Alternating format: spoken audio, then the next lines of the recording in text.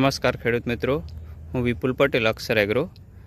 આપણે ચીકુની અંદર જંતુનાશક દવાનો છંટકાવ કરવો જોઈએ કે નહીં એવું ઘણા બધા ખેડૂત મિત્રો પૂછી રહ્યા છે. એટલા માટે આપણે આ વિડીયો આપી રહ્યા છીએ. જો ચીકુની અંદર આ પોઝિશન હોય, દાખલા તરીકે જૂના જ પાન હોય, પાલાવણી બિલકુલ ના હોય, તો ચીકુમાં જીવતનો પ્રશ્ન મોટે ભાગે આવવાની શક્યતા ઓછી છે. તો જો આ પાલાવણી ચાલતી હોય, આ પ્રમાણે પાલાવણી ચાલે છે, આ પ્રમાણે નીકળતી હોય, આ પ્રમાણે નીકળતી હોય, આ શરૂઆતનો સ્ટેજ છે અહીંયા, ત્યાર પછી આ સ્ટેજ આવે, ત્યાર પછી આ સ્ટેજ આવે અને ત્યાર પછી આ પ્રમાણે ગ્રેજ્યુઅલી આવતા હોય છે. જે પ્રમાણે પાલાવણીની પોઝિશન હોય તો જીવાત આવવાની શક્યતા વધી જતી હોય છે. તો આવો સમયગાળો હોય ત્યારે તમારે સેલોન સ્ટાર છે, અર્મિક્સો છે, ટેરર છે, આવી સારી જંતુનાશક દવાનો ઉપયોગ તમે કરી શકો છો.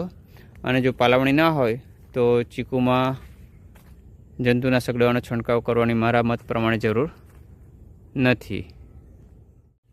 ચીકુમાં જો આ સાઇઝ હોય તો કયો ખાતરનો છંટકાવ આપણે કરવો? ચીકુમાં અત્યારે મિક્સ પ્રમાણમાં ફ્રૂટ જોવા મળે છે, નાની, મોટી, મીડિયમ બધી જ સાઇઝમાં.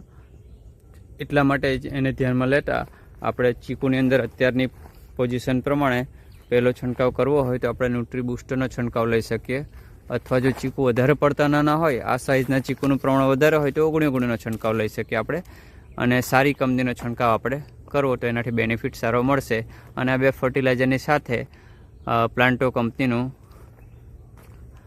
પ્લાન્ટો હોર્ટી, જે હોર્ટિકલ્ચર ક્રોપ એટલે કે ફળ પાકો માટે સ્પેશિયલ બનાવવામાં આવ્યું છે, એનો છંટકાવ કરવાથી તમને સાઇઝ મોટી કરવામાં મદદ મળશે.